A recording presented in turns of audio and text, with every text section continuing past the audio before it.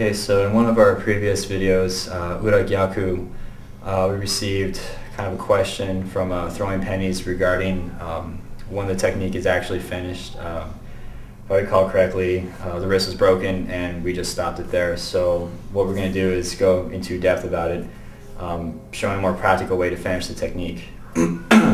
Basically what I'm going to do is bring my attacker all the way down to the ground and immobilize him until I can get some help.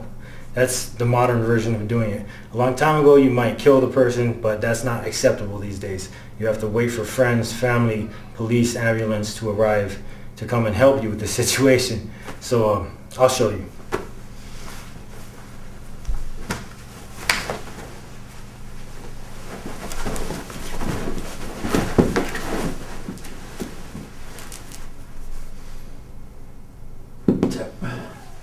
Okay, so this time we're going to show the technique again, only this time I'm going to try to put up a little more resistance, as much as within reason. I don't want to lose my wrist.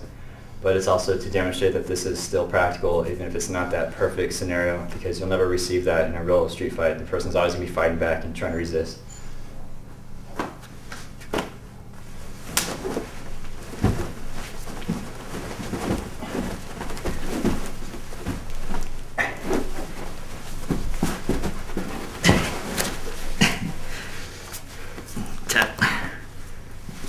Alright, the last technique you just saw was called a hanka. Because it didn't work, I had to change the technique to overcome my opponent. You'll have to often do this. That's why there's so many techniques. The point of martial arts is that it's a living, breathing thing, and we'll always be able to adapt and change and make the situation as good as it possibly can for the better of the people.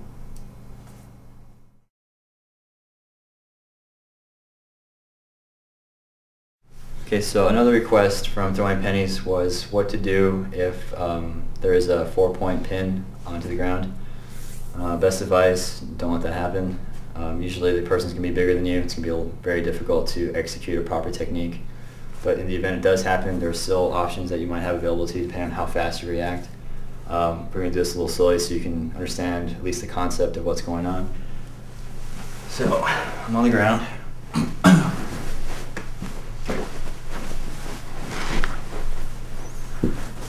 Okay, so from here he's got me pinned pretty good. I can't really muscle him because obviously I'm going to be overpowered. What I can do is I can shoot my arms up this way. And notice how his body rocketed forth a little bit. What I'm going to do here is I'm going to move his arm over here to further throw him off balance. Now as that's happening, my right heel is going to hook onto his.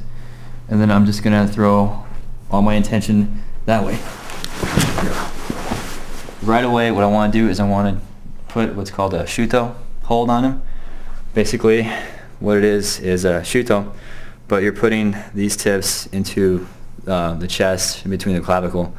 The reason for that is because if he takes a swing at me or anything like that, I'm guarded right here, but I'm also driving this into his throat, so it's very uncomfortable for him.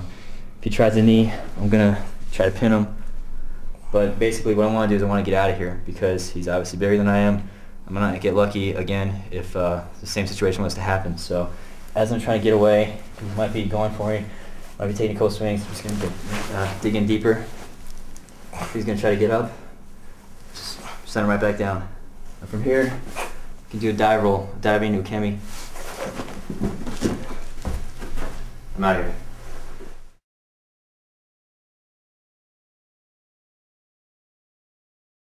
Okay, so the last technique we had, or request, was also from Throwing Pennies regarding headlocks.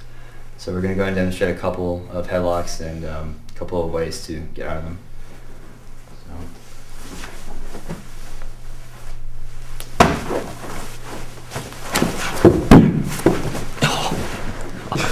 Ow, that was a real growing smash there. Okay, so we're going to reverse roles because the probability of someone my size putting him in a headlock, unless I'm insane or doped up, it's not going to happen. So it's better for him to do it to me so I can better illustrate some effective ways to get out of this assault or this attack. So he puts me in a headlock. First thing I want to do is catch his hand. I'm not going to muscle my way because he's obviously a lot stronger than I am, so I'm just going to kind of go limp and let my body sink in. Now I'm not big, but I weigh 160 pounds and all that is he can't hold that much. Anyway, if you guys remember the Go-Yo no Kata, Fu no Kata, I'm going to make a Boshiken. I'm going to swing this arm back into this part of his leg called the koi. At the same time, I'm going to lock my knee in with his, so he's already going to be thrown off balance. So